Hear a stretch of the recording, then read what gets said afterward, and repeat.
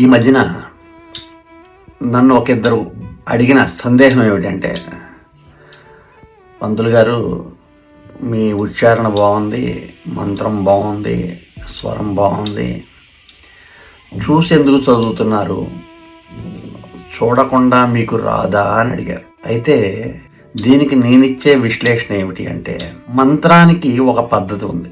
మంత్రాన్ని మంత్రంగానే ఉచ్చరించాలి. ఈ మంత్రం అనేది ఎన్నో హల్లులు, అచ్చులు, మరెన్నో బీజాక్షర పదప్రయోగంతో ఈ మంత్రోచ్చారణ ఉంటుంది. దాన్ని మనకి వచ్చు కదా అని చెప్పేసి ఇష్టానుసారంగా చదివినా కానీ లోపం ఉంటుంది.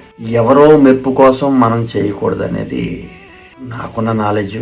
It's a practice makes the man perfect అన్నారు. అభ్యాసం కూసు విద్య.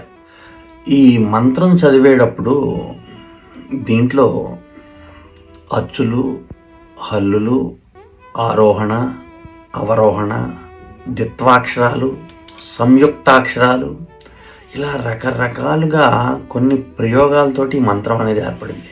సో అది మనం ఉన్న పరిస్థితులకి ఎక్కడ దింపాలి, ఎక్కడ స్వరాన్ని పైకెత్తాలి, ఇవన్నీ కూడా కొన్ని మర్చిపోయే అవకాశం లేకపోలేదు. అందులోనూ నేను మల్టిపుల్గా కొన్ని యాక్టివిటీస్ చేస్తుంటాను కాబట్టి డెఫినెట్గా నేను చదవలేను, చదవకూడదు. మీకు వినసొంపుగా ఉంది, మీకోసం మెప్పు పొందాలని చెప్పేసి అలా చేయకూడదు. అది విన్నా మంత్రాన్ని మంత్రంగా చదవకపోయినా దోషమే, విన్నా దోషమే. కాబట్టి మీ మెప్పు కోసం అనేది నేను చేయలేను.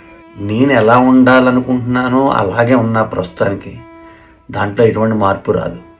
నాకు సాటిస్ఫాక్షన్ కావాలి. నేను పూజ చేశాను, వాడు బాగా జరిపించాను, ఈ రోజుకి నేను ఈ దేవతార్చనలో ఉన్నాను, 1 గంట 2 గంటల సేపు నేను టైం స్పెండ్ చేశాను, ఇదే నా మోటో. కాబట్టి ఎంత పండితులైనా వాళ్ళు బిజీలో ఉంటారు. మీకేమిటంటే స్వరం వినటానికి బాగుంది కదా అబ్బా అనుకుంటారేమో. కానీ ఒకవేళ మంత్రోచ్చారణలో గనక ఎటువంటి బీజాక్షర లోపాలున్నా, హెచ్చు తగ్గులు, ఆరోహణ అవరోహణలో తేడా వచ్చినా దాని యొక్క పర్యవస్థానం ఏమిటంటే దోషము.